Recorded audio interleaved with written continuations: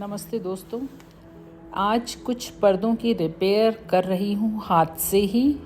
सिलाई मशीन का इसमें कोई काम नहीं है, तो इसके लिए मैंने सुई में धागा जो मैचिंग है वो डाला है और एक जगह शुरू करने के लिए पहले इसको पक्का कर लिया है ताकि नॉट खुल ना जाए।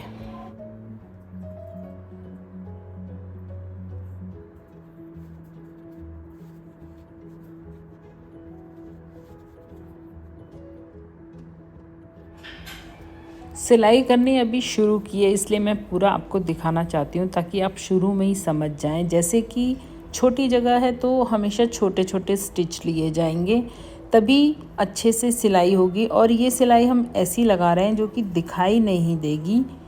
तो बने रहिए वीडियो में और बहुत सारी टिप्स और ट्रिक्स आपको इसमें देखने को मिलेंगी। जब हम सिलाई करते हैं क्या क्या कॉम्प्लिकेशंस आती हैं, उनको किस तरीके से ट्रीट करना है।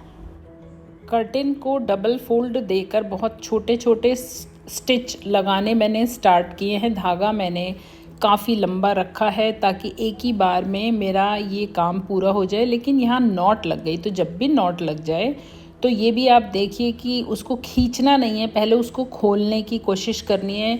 कई बार खुल जाती है, लेकिन ये धागा एकदम 100% प्योर कॉटन का है, तो ये नॉट इसमें पक्की लग गई है।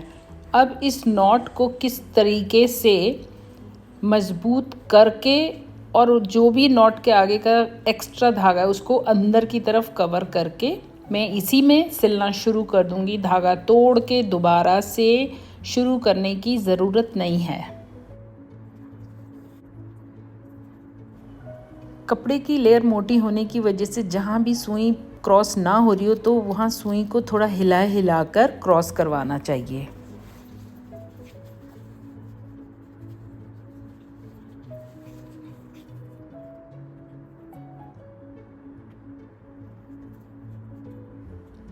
जिस सिलाई से मैं इसको बना रही हूँ, इस स्टिच का नाम है चोर सिलाई। ये दिखाई नहीं देती है, दोनों तरफ से थ्रेड छिप जाता है और मशीन से काम किया गया है या हाथ से बिल्कुल भी पता नहीं लगा सकते।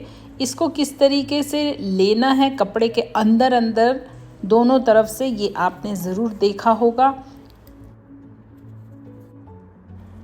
चोर सिलाई की हेल्प से ही मैं ये सारा काम ख़त्म करने वाली हूँ और पीछे से ये बिल्कुल भी दिखाई नहीं देगी। दिखेगी तो एक बराबर टाँके दिखाई देंगे।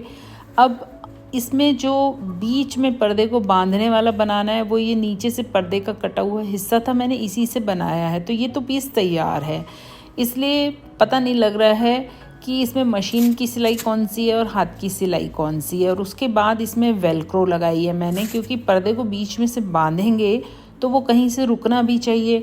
तो अब मैं आपको बताऊंगी कि ये सारा काम मैंने कैसे कैसे किया है। इस तरीके से हमें ये बांधना है, तो बाहर से हमें नीट सिलाई वाला हिस्सा दिखना चाहिए। एक तरीका और देख लीजिए आप कि कर्टेन को किस तरीके से हम बांध सकते हैं।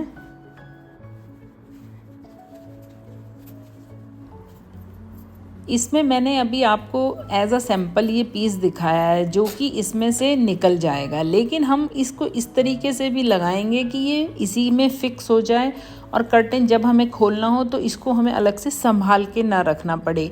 जैसा कि आप देखिए ये कर्टेन के अंदर ही ये पीस भी मैंने सेट किया हुआ है। आगे मैं इसका तरीका भी आपके साथ शेयर करने वाली हूँ, जिसके लिए अब पीस तैयार होने के बाद वेलक्रो को पहचान लीजिए कि कौन सी एक नंबर की है और कौन सी उसी के दूसरे पार्ट का हिस्सा है। तो इसको मैंने इसके बराबर काट लिया। इसके किनारे मोड़ने की ज़रूरत नहीं होती और वैसे भी बहुत मोटी होती है, लेकिन हाँ यूज़ करने के बाद इसको कवर करके रख देना चाहिए, वरना ये खुलती जाती है तो इसकी ग्रिप कम हो जाती है। इसके लिए अब सिंगल धागा लेना है हमें, डबल धागे से उतनी अच्छी स्टिच नहीं आती है। इसमें कोने पे कम से कम 4 से 6 बार टाँके को पक्का करना है। और ये जो हाथ की सिलाई है इसका सैंपल भी मैं इस वेलक्रो को लगाते लगाते यहाँ से आपको दिखा देती हूँ। जैसे कि वेलक्रो को तो पूरा लगा लिया, अब इस हिस्से में आए हैं तो एक बार तो कच्चा टाँका मार देना है हमने, और उसके बाद इस कच्चे टाँके में जहाँ जहाँ पर टाँका नहीं आया फिर उस जगह से हमने सुई को इस तरीके से इस्तेमाल करना है कि वो ऐसे लगेगा जैसे कि मशीन की सिलाई होती है। बिल्कुल भी उसमें कपड़ा नज़र नहीं आता, सिलाई ही नज़र आती है। आप देखिए ये बिल्कुल उसी तरीके से बन के तैयार हो जाएगा।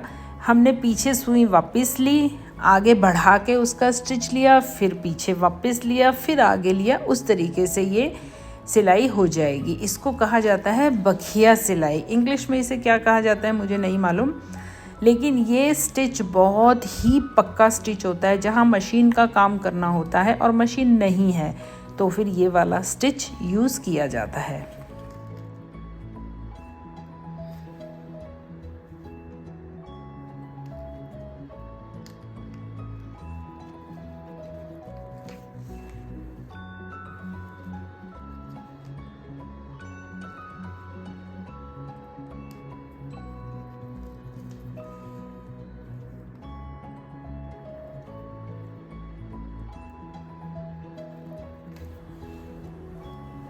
जब मशीन ना हो तब ये सारी चीज़ें बहुत काम आती हैं और करनी बहुत आसान होती हैं और मशीन से भी ज़्यादा अच्छी और मजबूत होती हैं, क्योंकि मशीन में सुई अंदर जाने से मोटे कपड़े में निशान आने शुरू हो जाते हैं। लेकिन जब हम हाथ से कर रहे हैं तो हम अगर धागे को थोड़ा ढीला ढीला रखेंगे तो ये एकदम कपड़े के साथ जम के सिलाई दिखाई देती है। लेकिन कोने में इसको लास्ट में पक्का करके और कैंची से ही काटना चाहिए। अब दूसरी तरफ की जो वेलक्रो टेप लगानी है तो उसके लिए चेक कर लेना है कि हम उल्टी तरफ ना लगा दें। हमें ये इस तरीके से लगानी है कि बाहर का हिस्सा एकदम नीट एंड क्लीन वाला आए।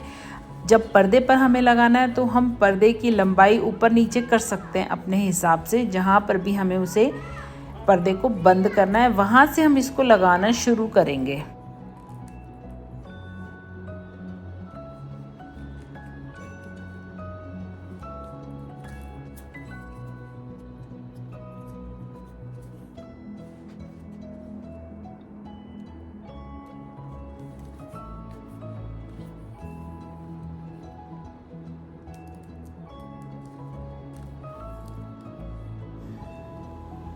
जैसा कि मैंने आपको पहले भी बता दिया है कि छोटी जगह छोटा टांका लगाएंगे और बाहर से नहीं दिखे तो हम उसमें चोर सिलाई का यूज़ करेंगे और इतना अच्छा मजबूत हो जाता है ये कि हमें सिलाई मशीन की कमी महसूस नहीं होती है।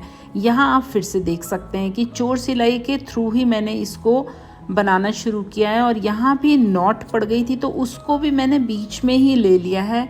ये भी आप देख सकते हो क्योंकि इसमें हम एक ही धागे से कंटिन्यूटी में उस नॉट का जो एक्स्ट्रा धागा है उसको किस तरीके से इसी में पक्का कर देते हैं, आप ये देख सकते हो।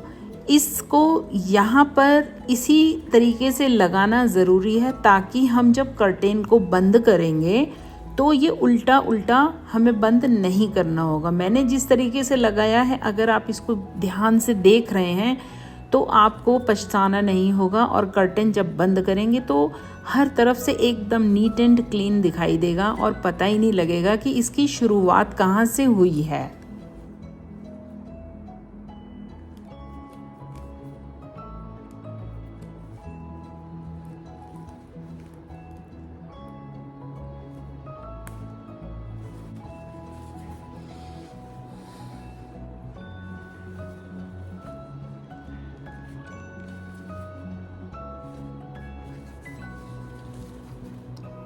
कितना भी मोटा कपड़ा हो पर्दे का, आप इस तरीके से खुद रिपेयर कर सकते हैं। बस मोटा कपड़ा है तो मोटी सुई रखनी है, इस चीज़ का ध्यान रखना है।